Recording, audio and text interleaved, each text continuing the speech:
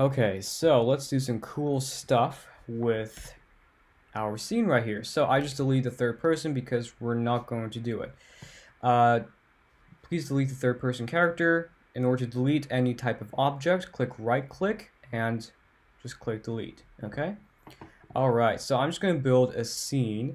I'm just going to start with the basics, and I will kind of give you something called a time lapse. But for now, I will just give you some kind of thing like this, okay?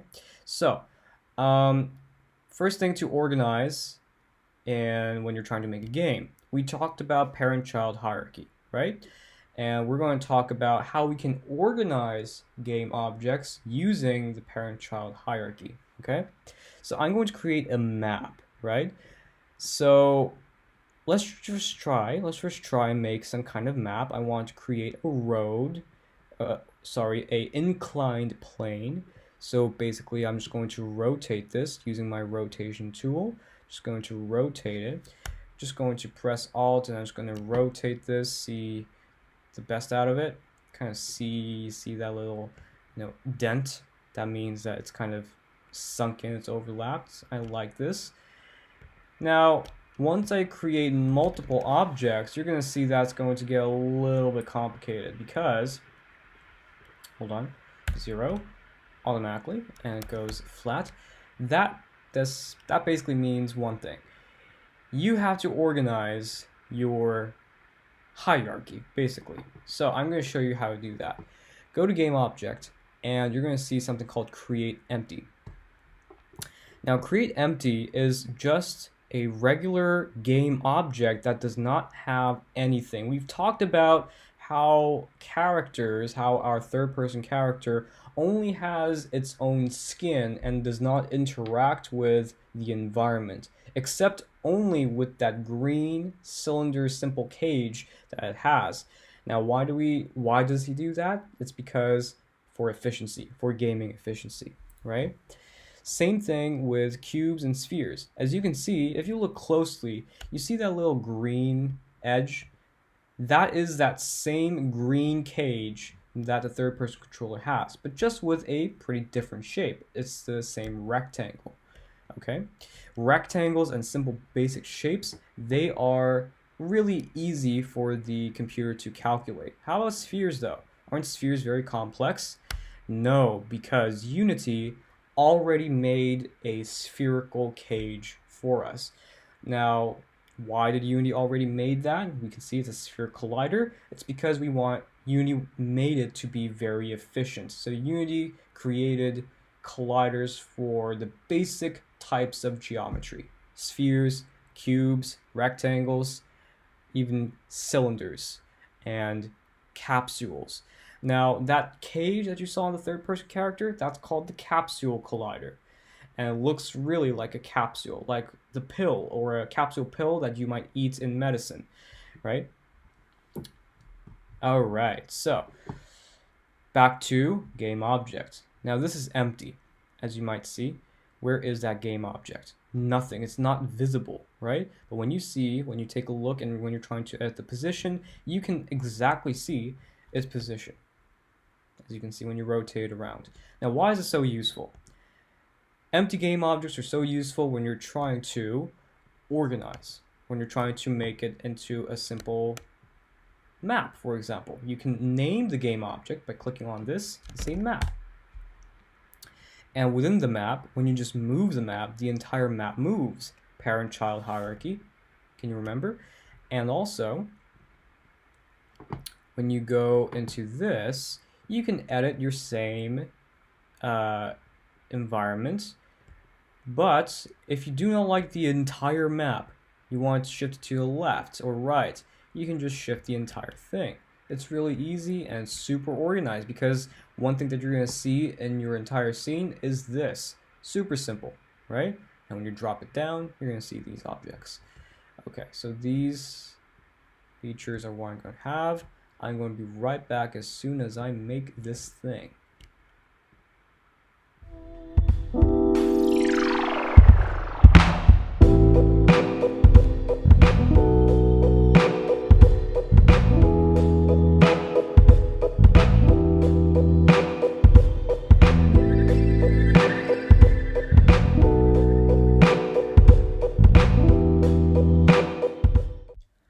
Okay, so I made the scene right now, and we're going to focus on making some lighting. Okay, we're going to learn about lighting.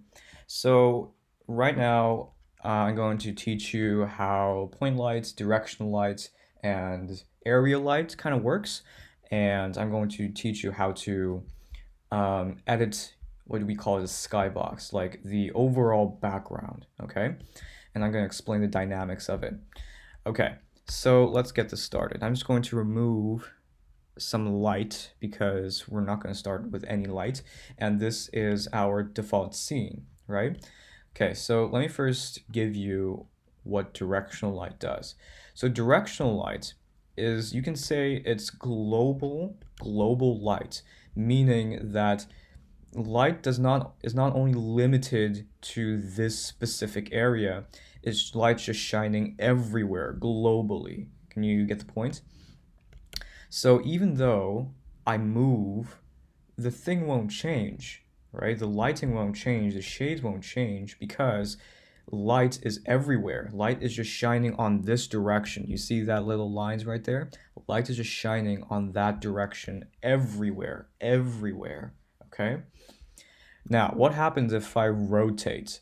Like I said, all of the lights globally is directing their light to this direction. Now, if I move this light, as you can see, the light's going to disappear because light's going this way. Now, globally, it's only hitting horizontally. Can you see that?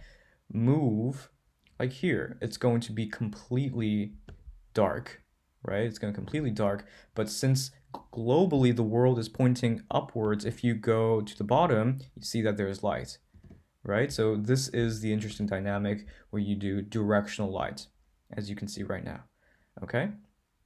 All right, so back to this again. Now we see that this is what we're looking for. Directional light is therefore useful when you're just trying to give a sunlight, like your entire game scene is like daylight and you don't want to mess with your other lights. You know, that's going to be too complicated, you might say, right? So that's when you use directional light. I think directional light is also compatible to 2D environments as well as 3D. So let me just remove this and just make it into night form. And I'm just going to add what we call as a point light. Now, point lights, they are literally lights like light bulbs, okay? You have light bulb lights. So, for example, right now, you're having what you call as a light bulb because light is only limited to this certain sphere. Specifically, if you see the yellow part, this is the overall range of what the light can reach. So if I expand it, this is how you're going to illuminate your light, okay? It's a lot more interesting if you change color. You can change it to red to make it, you know, like red light. You can change it to green to make it some kind of a firefly type of lighting. And you can kind of change the intensity as well. You can cook up some shadows in the light. So let me just move right now. No matter how much I move, there are no shadows that I see in my surroundings, right? So that's not realistic. By default, shadows are off because shadows, they kind of give you that performance degradation, meaning it gives you lag. Okay, so you have to make sure that there are techniques where you can make shadows in a way that it doesn't hurt your computer performance or it hurts your device performance. Now, I'm going to teach you that in a more advanced level when you're actually trying to develop your game. Okay, but for now, I'm just trying to give you the basics, the basic materials that you can need just to, let's say, prototype your video game concept. So shadows, you can put hard shadows. Hard shadows are just these really rough, kind of unrealistic shadows, but they are really solid when you're trying to make these simple geometry, and also they're really good at performance gains, okay? So as you can see, immediately you have these shadows. Try and experiment them on your own. You immediately have shadows, okay? Makes it much more realistic. Soft shadows, on the other hand, they are softer. The edges right here, they are much more softer. Now, this gives you a much more realistic feel when you're trying to have more detailed objects, but as you can see, if the geometry is very simple, like rectangle, it doesn't matter whether if you have hard shadows or soft shadows. It's just that, it's just a difference when you have more complex objects, for example, like characters. So let me just give you that kind of feel. Let's say I have characters and I have go to characters and I have a third person character. As you can see, I have a navigation so you can kind of follow through. I'm just going to give you the prefabs and I'm just going to give the third person character. So as you can see, I'm just going to put it close. So this is the shadow of that character. I'm going to put it as soft shadows. Let's see how it changes. As you can see, it kind of gives you that kind of blur that all light does. It kind of gives you that blur. So if you have much more complex objects, the blur will give you a lot more realism, as you might say. But hard shadows versus soft shadows, it really doesn't matter, right? You can also change quality settings, low resolution. As you can see, you get these little squarey, jagged edges. Medium resolution, it gets better. High resolution, it gets softer. Very high. Not much of a difference, right? So you can kind of adjust your quality settings as well. Of course, you can make multiple light, so you can copy and paste by using Control-C and Command-V. And as you can see, you can kind of change your atmosphere as well. And you can kind of, give a stronger light, give a better light. You can mold some dynamic in your lights, let's say kind of like this type of light. So, there's a lot of room that you can kind of make sure that you can adjust, right? All right, so there are a bunch of these shadows, and that's basically it, okay? So why don't you play around with your controller, basically. I'm just going to delete the third person. I'm just going to go with the first person just because I can control it really well. I'm just going to drag the rigid body FPS controller, and let's just see how it goes, okay? All right. So I'm just jumping, and you can explore the scenes. You can see the sphere as how complex these shadows are, but if you see them in detail, you can see these little bad shadow marks, but it's all right. Let me just climb. Ugh, this is hard. Oh, I noticed that my map is wrong because I kind of... Ugh, come on. And you can kind of experiment with what you're doing. I'm just going to edit this, hit ESC, get out, and I'm just going to... I don't know, I'm just going to kind of adjust the plane. There we go. So you can do all kinds of things. I'm going to show you area lights or spotlight. Spotlight, I don't like spotlight. Spotlight is this, like, it's literally a spotlight on the stage. You can put spot angles, like you can make it super wide. You can make it super tiny, and as you can see, you have a spotlight, okay? You can change color. For example, there can be a red spotlight. You can have much greater intensity by dragging this. And as you can see, you have a beautiful spotlight. I don't like spotlight because I don't see the usage of it.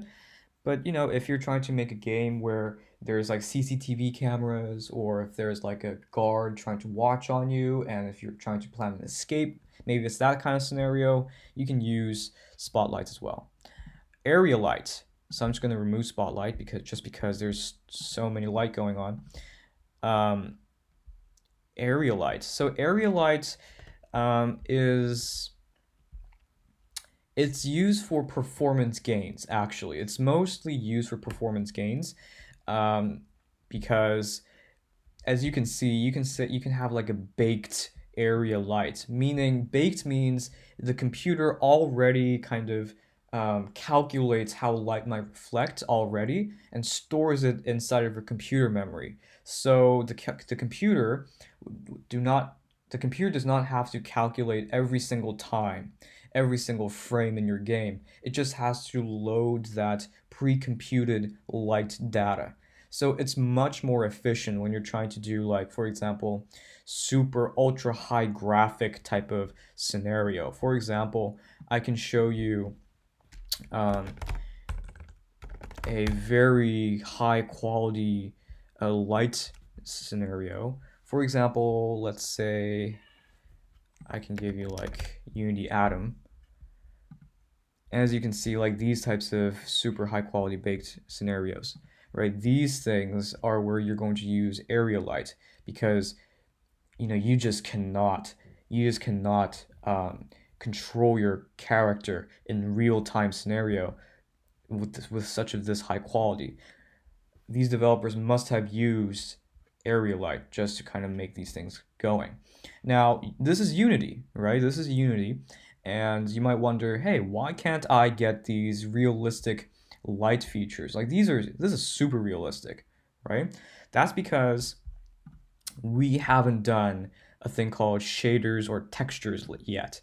And these shaders and textures are what we're going to see in the other tutorial that I'm going to make, and that's going to be the advanced section, because that's strictly related with Unity 3D, right? It's not combined with Unity 2D at all. In this tutorial, I'm trying to give you the basic materials just for you to get started, either 2D or 3D.